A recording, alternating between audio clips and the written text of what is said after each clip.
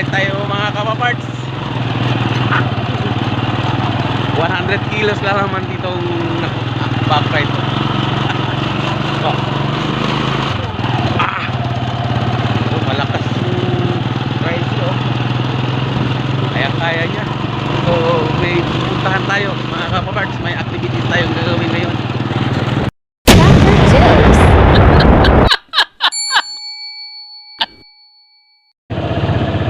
Highway na ito. Ito ng highway. So maaga pa mga kapapart, pero medyo traffic na dito. Ito ng highway namin. So may pupuntahan lang tayo. Ayan, kaming traffic.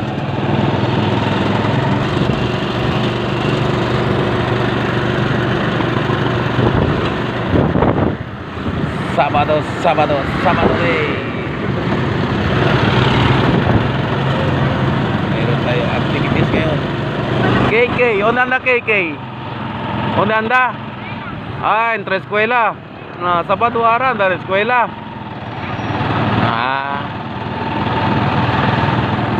Very good.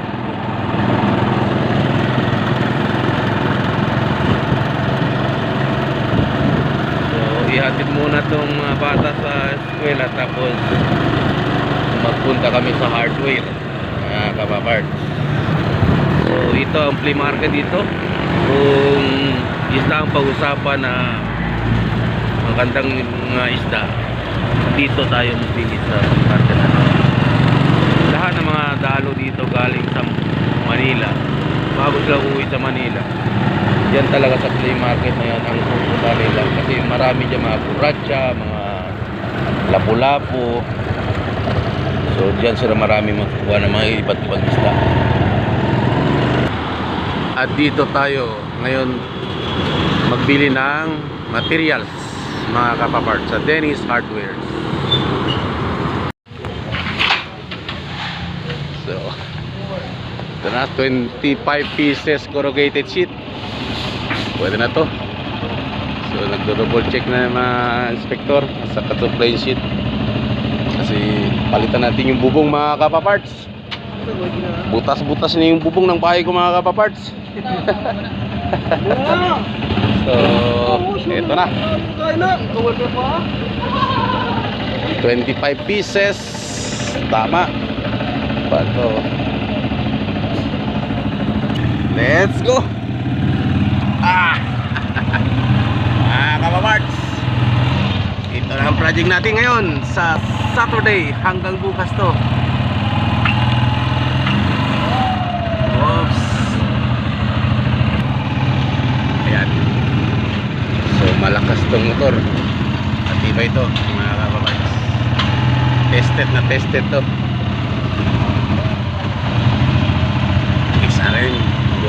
SRM 150.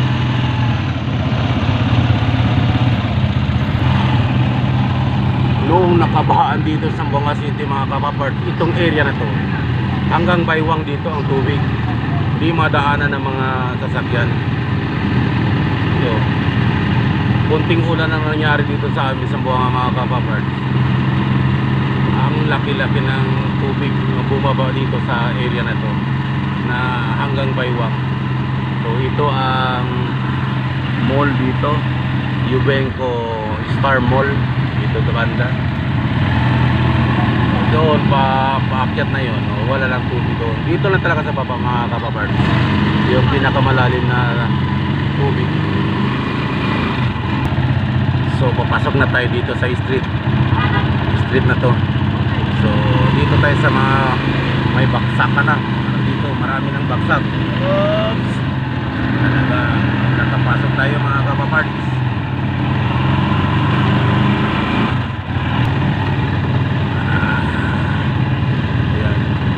Dito sa looban mga kapaparts, kahit walang ulan, kita nyo naman to, may mga tubig dito, stagnan yung tubig dito. Dito talaga masisira yung mga motor natin mga kapaparts. Kakalawangin yun talaga yung mga motor, kasi tingnan nyo naman ang tubig, stagnan dito. Ayan.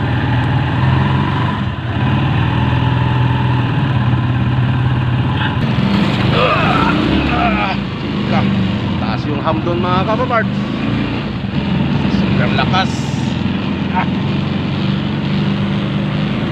So nandito na tayo. So ayan,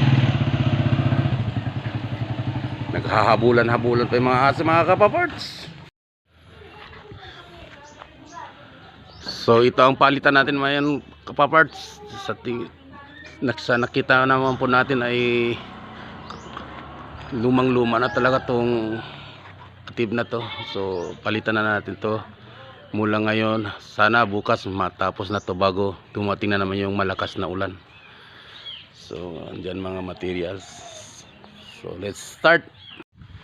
Ayan, tanggalin na natin dalawang piraso. Alilangan mga klabo di arriba kay baka tayo baho. So ito mga kapaparts, lumang-luma na talaga oh. Hindi pa tumatagal bahay dito, mga I think mga 14 years pa lang. Mga kapaparts, ganito na lang ang pano. Luma ng corrugated. So ito. Sobrang init.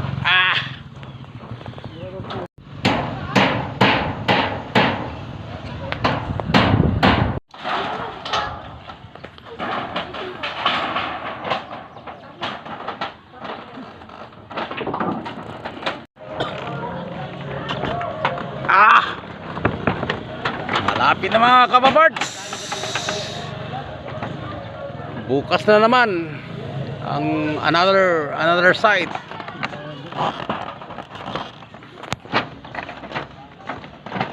Kadamalal payung. Kebral payung.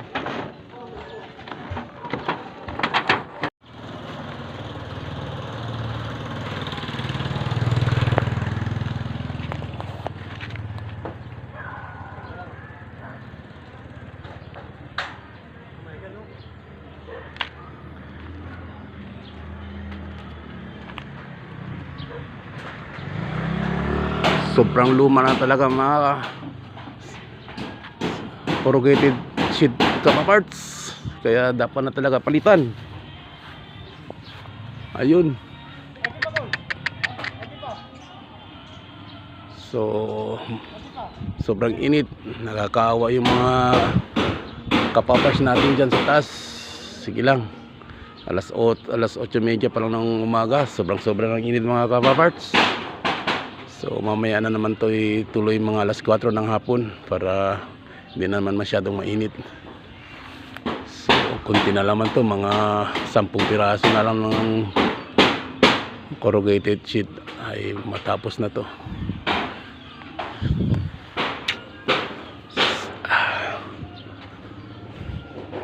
So ayun, yun sa baba na lang kulang. Ito talagang buhay mga kapaparts.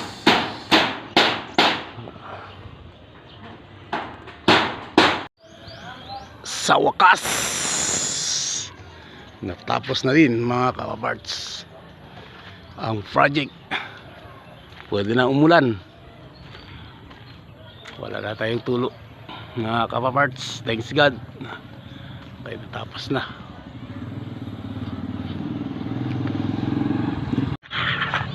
Sa wakas natapos rin mga kapaparts yung project natin dito sa Bahay Probinsya. So ganito lang talaga ang bahay namin mga kapaparts. Mahirap lang tayo. So okay na, pwede na mag-ulan. So thank you for viewing my video mga kapaparts. Patuloy lang ang pag-view, pag-subscribe sa Papar's Joke. I wish you good luck and good health and always protected by God. Goodbye.